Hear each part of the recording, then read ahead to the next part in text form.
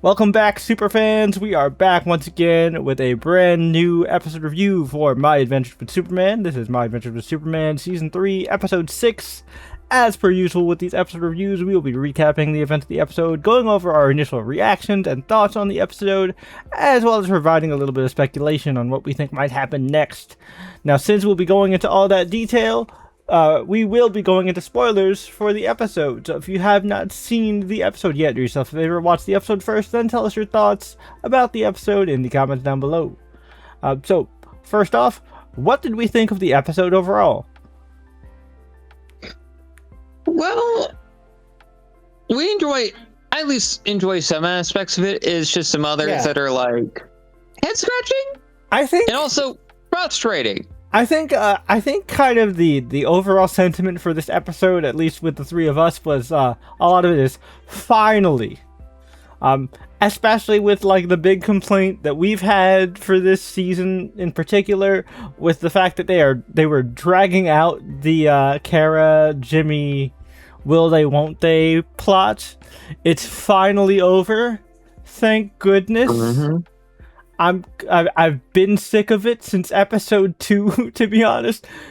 And look, and we talked about it before, so I won't like beat Comet the Super Horse to death here, but like, come on, man. I understand Lois and Clark like happened faster than people normally expected, but we applauded you guys for that.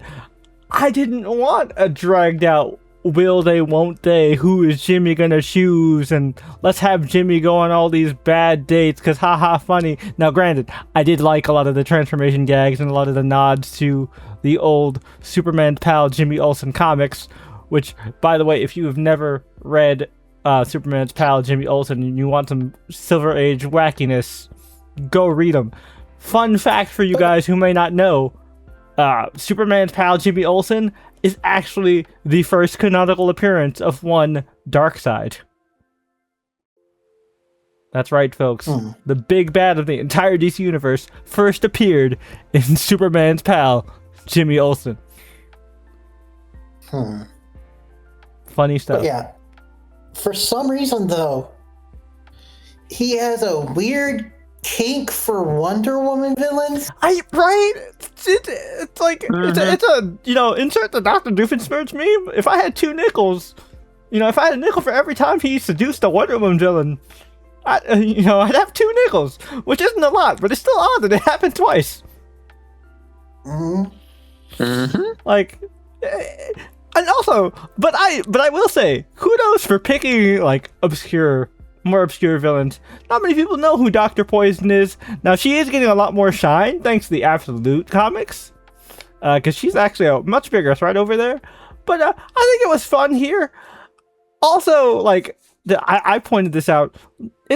She also kind of mixes in bits of another Wonder Woman villain as well, because she kind of steals Saoirse's whole stick of turning people into animals with what she did with her poison gas.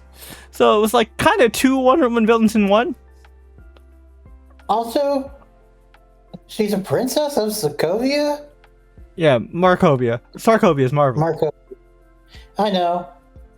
Yeah, which the being Princess of Markovia is weird. If you don't know your DC geography or lore, Markovia is the home country of 2 prominent characters. One of the Outsiders and one of the Teen Titans. The member of the Outsiders is the Geokinetic, aptly named Geoforce, and the other is another Geokinetic that you might be familiar with if you're familiar with the Teen Titans. One Terra Markov. Yeah, that also, Terra. She's the Princess of Markovia. I don't know where they came up with this for Dr. Poison, and why Dr. Poison was French? Question mark? Because like Markovia is supposed to be like a Russian analog. It's very Eastern European. Yeah. Like it's like the DC equivalent to Latveria, except they don't have a Doctor Doom. But yeah, so that was weird. But I don't mind it. It was just weird. Especially because we got like I understand it was probably just a fun, cheeky reference. But like, we got a Titans reference in the first episode. So like, we know like they have to exist in some capacity, unless that was literally just a sight gag, and we're just being like every other nerd and taking it too seriously. But like, still weird lore inconsistency. But in other positives, we got to see Silver St. Cloud again. Yay! I always love seeing Silver St. Cloud. She continues to be great.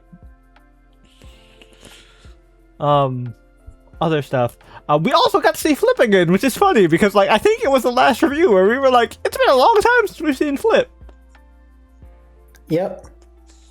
And we got to see Flip. And also, we got Vicky Vale. Yep. It's always fun to see, and I love her like catty banter with Lois there. Oh my god, I didn't mean to make that pun, but you know what? Pun intended. Catty banter. But yeah, I guess no dancing around it. This is the first episode in the aftermath of the Hank Henshaw battle. It's been a month since then in universe time, and Clark still doesn't have his powers, which again is odd, because it's like, you're telling me he doesn't go outside?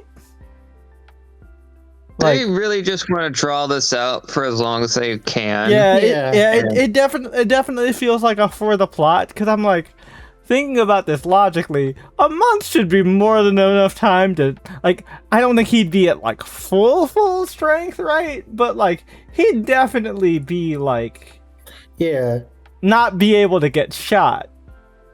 Because we mentioned this in the last episode, but just to bring in a different show.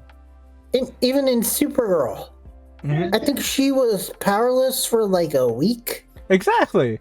Like, and I get it, new universe, new laws, but like, it just feels weird unless he's like so depressed he doesn't leave his house and just stays inside. But even then, he'll still get some sunlight. You know what I mean? Again, maybe it's just nerd taking it too seriously, but like, it just feels weird that he like hasn't even gotten any kind of inkling that his powers are coming back. I get it for the plot, right? Like that's the main reason, and no duh. But like, it just feels odd. And like, I'll give him grace for feeling the way he does, because it makes a lot of sense. He finally was able to build his identity. He was feeling comfortable. He was really like, loving life, and he found his place as a protector and as a hero, and all of a sudden all that was ripped away from him. Now he doesn't know what to do with himself. But like, and I get like that Superman was always a part of this, but this also feels weird to me for Clark. Even without Superman, Clark is still a competent reporter. He still does stuff as Clark Kent. And I get that this is a younger, less experienced version of the Clark than the Clark we're used to, but it still just feels odd that he's just like, I haven't done anything. You're still a reporter. You can still report. Like, just because, Lois is like the lead investigator doesn't mean that you can't also report. We established in season 1, you guys are a team. Also, he helped protect the kids at the beginning. Yeah, like, and again, I get it. It's a self-esteem thing, right? Like, I didn't really protect the kids. You're the one who said you did protect those kids, Clark. You got shot. You literally took a bullet for them. You protected those kids. Also, we, once again, this episode addressed a lot of the stuff we talked about in our last review. We did finally get to see Bizarro again. And he was being a hero. And an ice cream man, who are heroes in their own right. Because, especially during the summer like this, who doesn't love to see the ice cream man? Yeah. But yeah, it was cool seeing him again. Hopefully, he'll be more involved. With Metropolis down one super person, they're gonna need all the help they can get. But yeah. Well, technically, right now it seems like they're down 2. Yeah, technically. So yeah, I was just about to say, let's go ahead and jump into speculation and talk about the ending of the episode. So, our Daily Planet crew plus Kara get snatched by weird purple circle portals. Now, our top theory is that this is like Lex Brainiac related. Because, you know, the 3 circles, that's the Brainiac whole thing, and one of Lex's main colors, and his color scheme is purple. So, could be that. It could be more interdimensional stuff. We know that show's been there before, so it could be that kind of thing. It could be the Legion of Superheroes. A lot of different avenues. Who knows? If you have a solid theory, let us know in the comments down below. But I feel like that's it. Or did we? I think we touched on everything, Yeah. right? Okay. So yeah. If you have any thoughts about or any further speculation on what snatched up our crew of heroes at the end of the episode, let us know that theory in the comments down below, and tell us your thoughts about the episode as well.